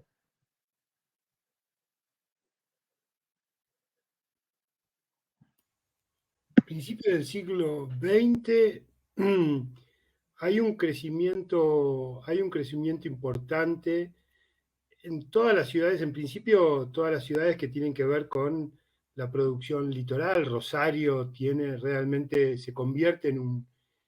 foco bien importante regional, pero creo que, digamos, usar el término metrópoli no ayudaría demasiado a entender cuáles eran los procesos que estaban ocurriendo, ¿no? Me parece que metrópoli sirve cuando uno lo usa a nivel de relaciones interregionales para ver esta especie de... que en los años 70 había una teoría que tiene aspectos que todavía siguen siendo posibles de pensar, que es la del colonialismo interno. Desde ese punto de vista, digamos, Buenos Aires funcionaba para el resto del país como un imperio con sus colonias, ¿no? Y en ese sentido, metrópoli tiene un sentido. Y el otro tiene que ver con la intensidad,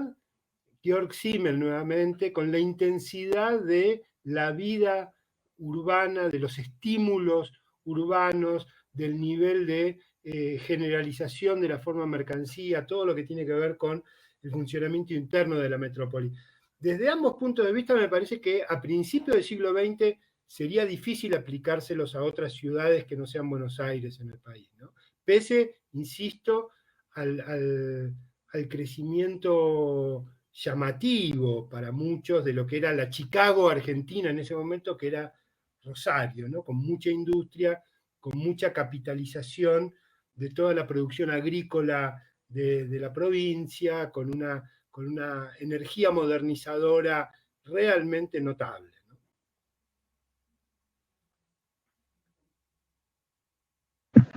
Bien, buenísimo. Sí, aclaro para el público que en general, digamos, tomamos tres casos siempre. En este caso pensamos en, bueno, en la ciudad más grande, en una ciudad muy grande como Córdoba y en la ciudad más chica como San Juan, ¿no? Podrían haber sido otras ciudades también, pero digamos, para pensar también las, bueno, distintas alternativas, que es un poco la lógica de este ciclo. Hay otra pregunta que dice, ¿podría una reactivación del ferrocarril ayudar a un proceso de urbanización de pueblos a nivel país, como lo fue en otro tiempo? Recuerdo proyectos políticos que hablaban de eso hace unos años. No sé quién quiere, porque estos temas nos llevan siempre al presente, ¿no? Yo puedo decir algo. La Argentina tiene una historia un poco dramática desde el punto de vista del ferrocarril. Fue el sistema ferroviario más desarrollado, si bien muy, muy orientado al puerto, digamos, era más fácil, sigue siendo todavía, a pesar del desarrollo de las líneas aéreas, sigue siendo más fácil venir de Córdoba a Buenos Aires para ir a Mendoza que ir directamente de Córdoba a Mendoza, cosa que es completamente disparatado, ¿no? La ausencia de federalismo en este tipo de cuestiones prácticas se nota de un modo agigantado, pero de todas maneras tenía una red ferroviaria muy, muy importante, que se usaba y mucho, que fue decayendo a lo largo de las décadas del 60, del 70, del 80, y que se canceló y se clausuró en el momento en que en Europa el gran debate del nuevo ciclo modernizador tecnológico era el tren de alta velocidad, y eso ha modificado de alguna manera el funcionamiento no solo económico, sino también político y cultural de toda Europa como territorio metropolitano. Entonces, yo creo que sí, yo creo que ahora es muy difícil pensarlo por lo que significa en términos de infraestructura, de instalación de infraestructura, que ya no se puede aprovechar la vieja porque está básicamente arruinada, pero creo que encontrar alternativas, sobre todo en este momento donde el avión es uno de los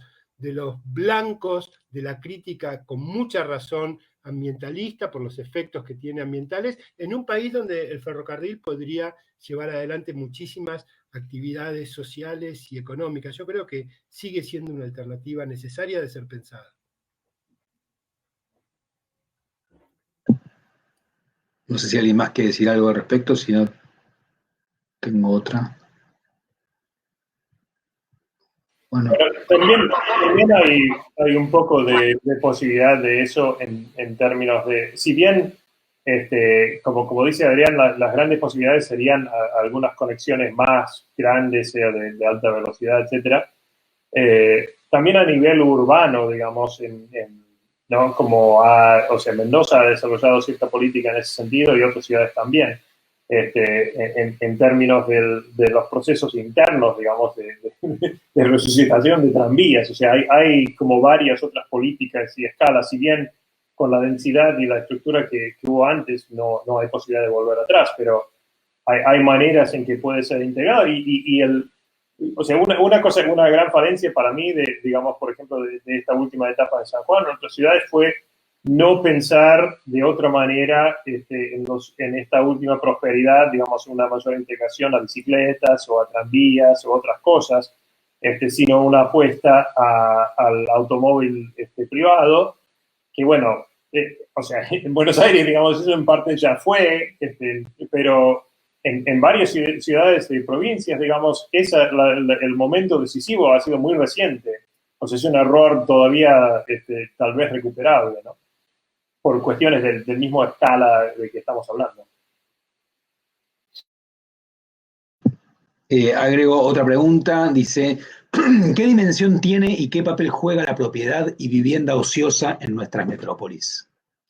Tema del momento, ¿no? Tomo la palabra porque ese es un tema que a mí me preocupa muchísimo y me fascina al mismo tiempo. Yo pongo un ejemplo, que es el siguiente. Capital Federal tiene desde 1938, más o menos, estoy en 1938, la misma población, 3 millones de personas. Pensemos en cuántas veces se multiplicó la superficie construida. No había propiedad horizontal, no había todos los edificios en altura de todos los barrios y todas las avenidas, cuando había ya 3 millones de personas. Quiere decir que en este momento es cierto que una parte importante de la planta edilicia de Buenos Aires se terciarizó, es decir, funciona ahora para oficinas y no para vivienda, pero así todo, hay una capacidad ociosa que es verdaderamente increíble. Y para quienes tienen temor de cuando se tocan estos temas, de imaginar una intervención abusiva del Estado en una especie de redistribución carnavalesca, quiero decir, y siempre lo digo, que una de las ciudades capitalistas más capitalistas del mundo, como Londres, tiene un registro municipal donde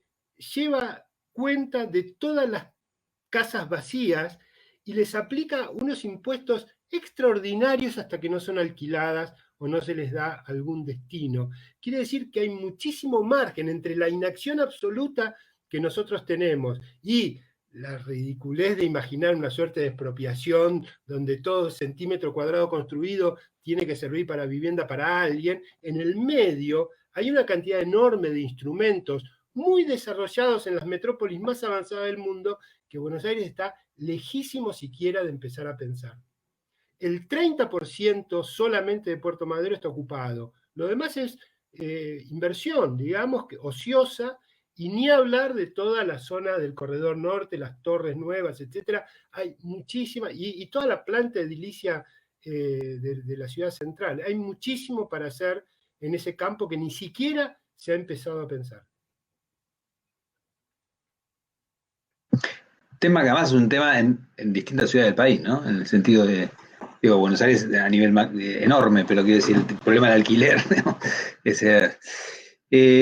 Bueno, yo, nada, creo que un poco fueron respondiendo. Tenía esa pregunta sobre cuánta capacidad tiene el Estado hoy en día como para poder realmente ordenar algunos de estos fenómenos que a veces parecen, sobre todo en Buenos Aires por su dimensión, pero Rosario, Córdoba también, ¿no? Realmente qué capacidad hay, más allá de los sueños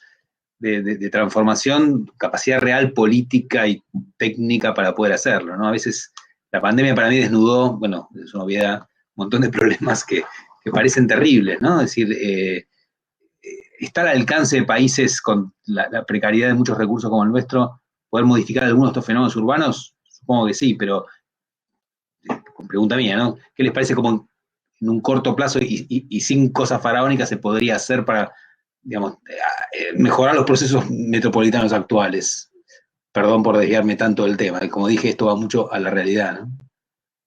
Somos historiadores, pero bueno, me tomo el atrevimiento. La ciudad te obliga un poco a hacer el largo ciclo que lleva al presente, ¿no? Y siempre me pasa que incluso cuando doy charlas sobre temas absolutamente históricos, la pregunta, bueno, ¿y ahora? Surge todo el tiempo, ¿no? La ciudad tiene un poco esa pulsión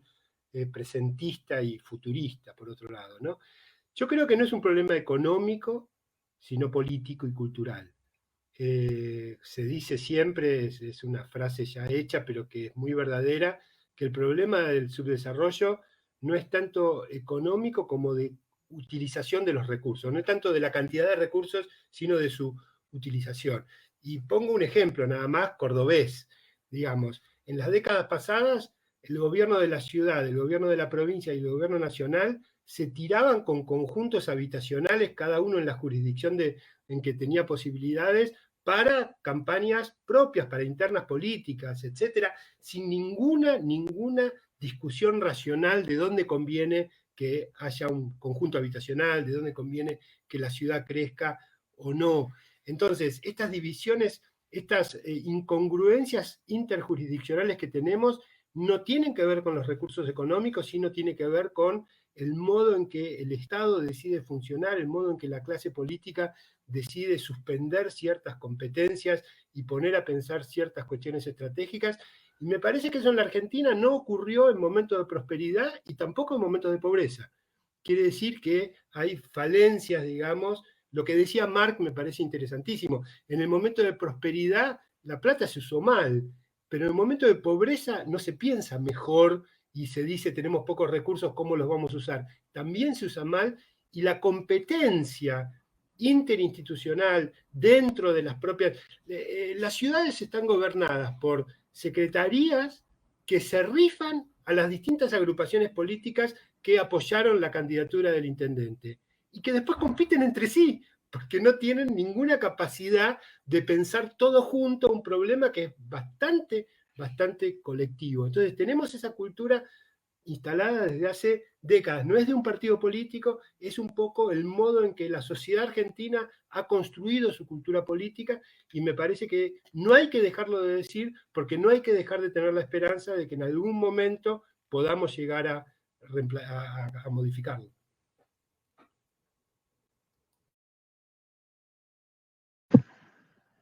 Bueno, perfecto. Acá decía justamente que deberían llamar a los historiadores para repensar las ciudades, así que lo dejo como anuncio.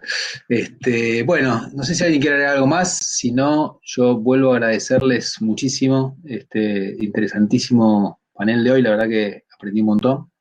Espero que el público presente también, y después esto queda en el canal del Museo de YouTube y se sigue viendo mucho. Y también, bueno,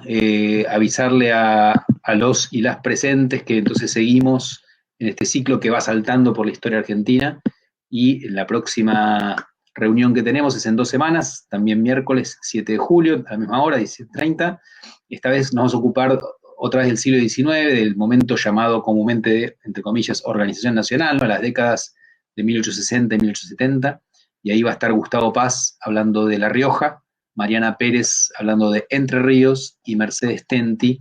hablando de Santiago del Estero, con esta idea siempre de ver distintos problemas en distintos lugares en simultáneo.